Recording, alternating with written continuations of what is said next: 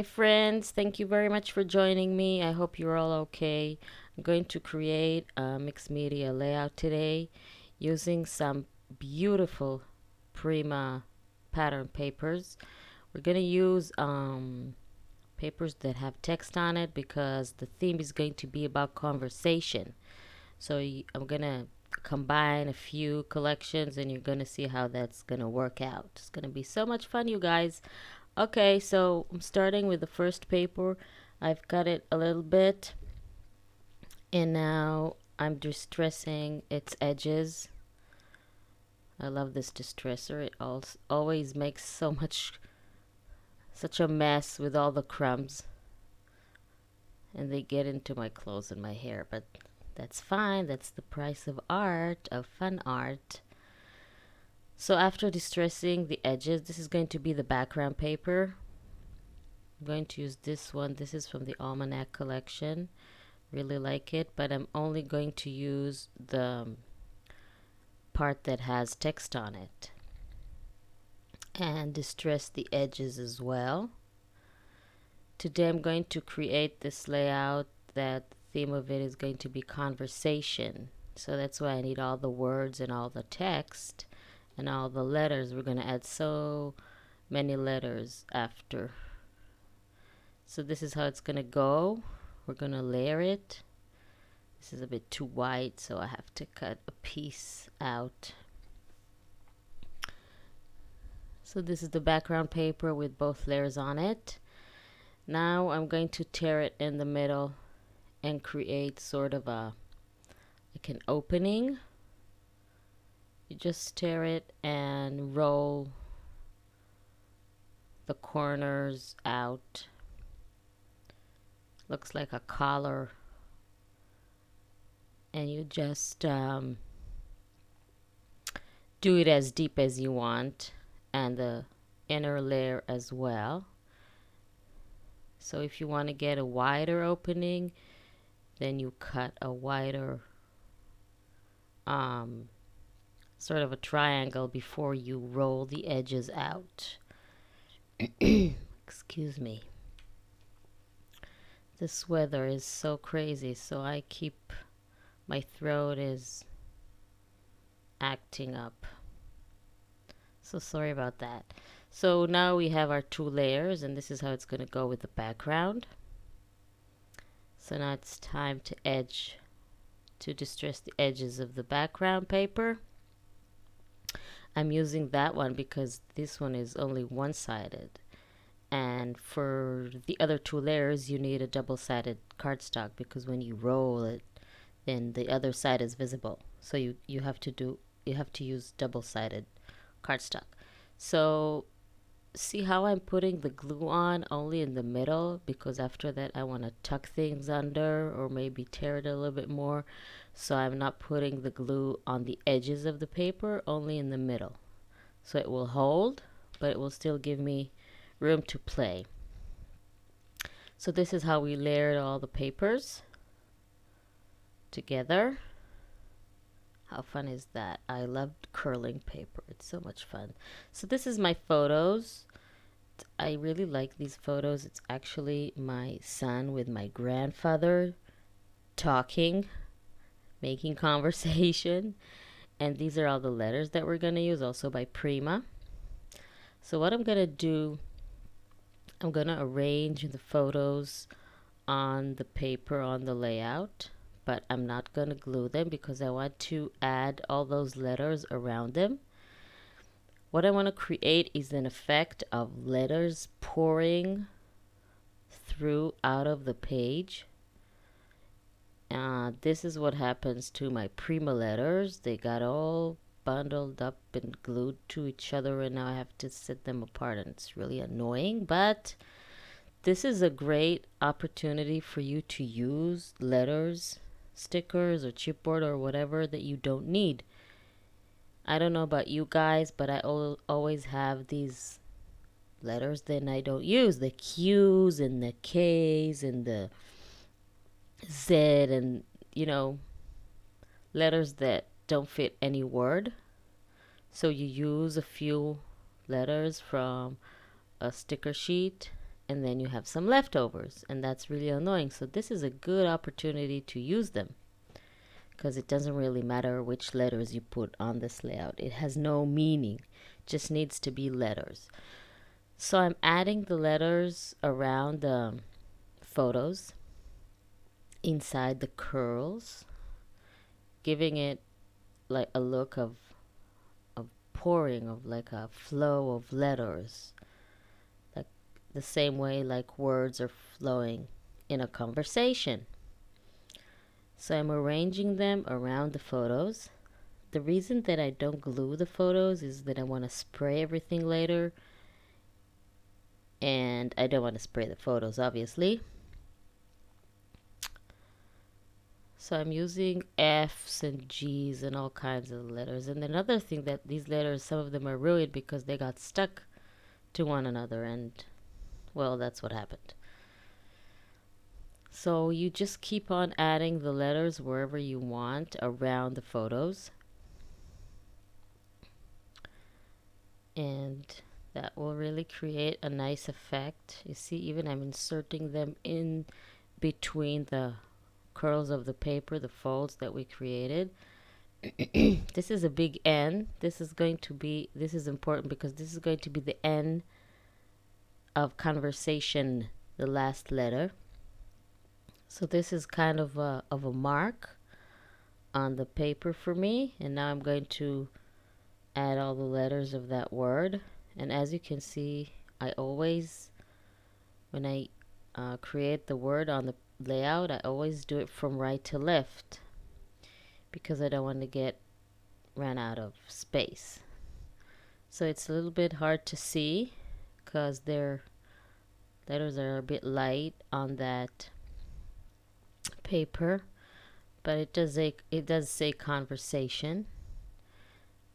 So I've added a whole bunch of letters. Sorry for that again. Keep on adding the letters. It's so much fun, you guys. I like it, adding all those letters. It also gives texture to the layout, and I'm happy to get rid of all the letters that I don't need. That goes to show you never throw away your scraps. You can always use them. So now put the photos aside and start spraying. This is the mixed media part of the layout. This is the fun part.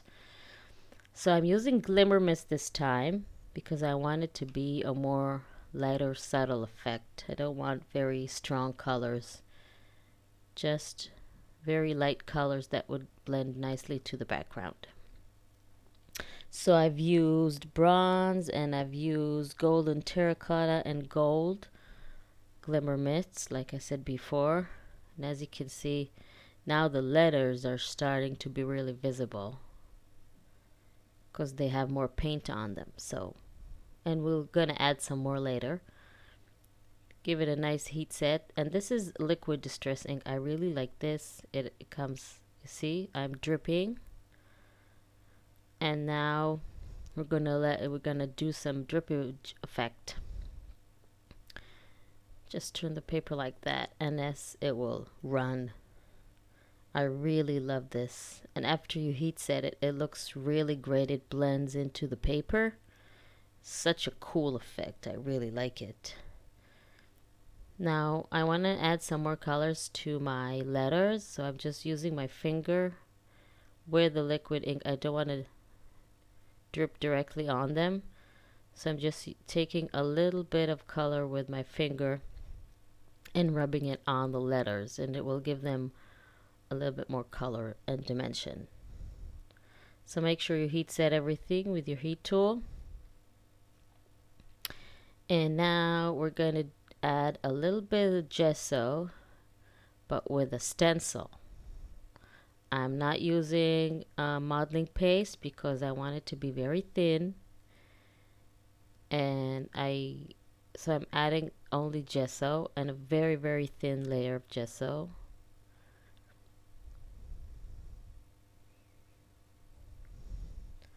So also I'm using circles because they also have like the rolling effect of a conversation.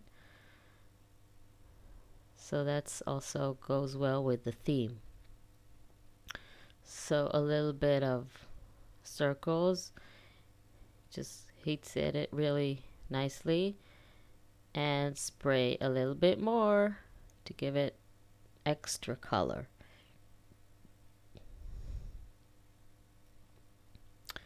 Now after everything is dry, I'm gonna add some more stars with Photo Vintage Distress ink, just to add a little bit more to the background, another layer of dimension to the background. And I wanted the stars because that really is a contrast. The spikes of the stars are a nice contrast to the circles. Plus they're both my stars. My son and my grandfather. My grandfather is actually older now. He's about 92, and his head is still so sharp. It's unbelievable. He's so amazing. And I'm also using Fired Bricks Distress ink to add a little bit more circles with my stencil. Sometimes I am so lazy I don't even bother putting the sponge on the blender, and I'm just using that little piece without the blender. Oh God. So just adding a little bit more texture to my background. And now it's time to add the photos. So I'm putting a little bit of dimension using 3D foam tape to add these photos, have them stick out a little bit with a little bit more height. And now there's no problem to add them to the paper, because remember, we build the entire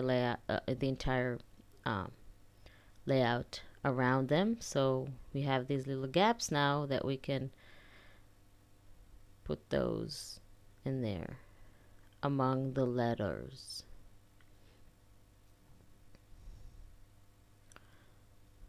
And this is also a very good way to create a layout with more than one photo. A lot of you is asking, why do you only use one photo? Well, here's a layout that I use more than one, actually 5. Because sometimes in order to tell the story that you want in a layout, you have to use more than one photo. So I always develop them a little bit smaller so they would all fit. So now just take the blender with the distress ink and go over the letters of conversation so they will be very visible. Also adding a little bit liquid distress ink and rubbing it with my finger there for a little bit more color. Goes well with the brown. So now I'm gonna add flowers. Yes, flowers in a boy's layout. I'm really one of those designers that add flowers to boys layout. I don't know what the problem with that is. Some people say, what? It doesn't work together. Well, it does. Let me tell you. It's really fun part. Adding some more chipboard embellishments, also by Prima. There's the buttons.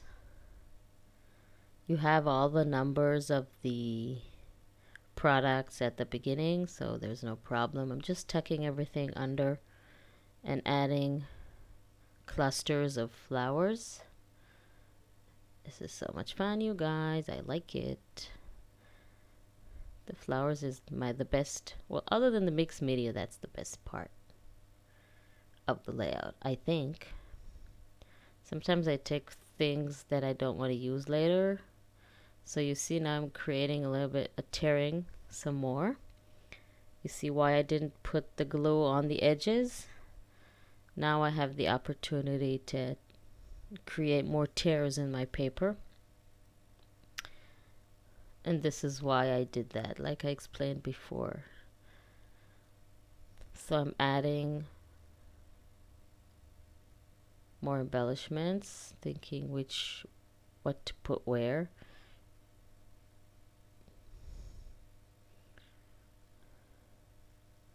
So embellishments is actually a very like personal part, because you can just add whatever embellishments you want and wherever you want them. There are no rules.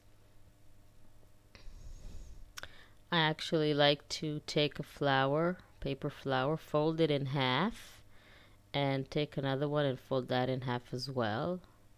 This way I create a very dimensional half flower, and that's very good for tucking under paper or photos, like so. Because if you want to use a whole flower and then tuck half of it under something and it won't be visible, then you might as well cut it in half and give it more dimension, right? Right. So this is a technique I really like to do, the half flower, I call it.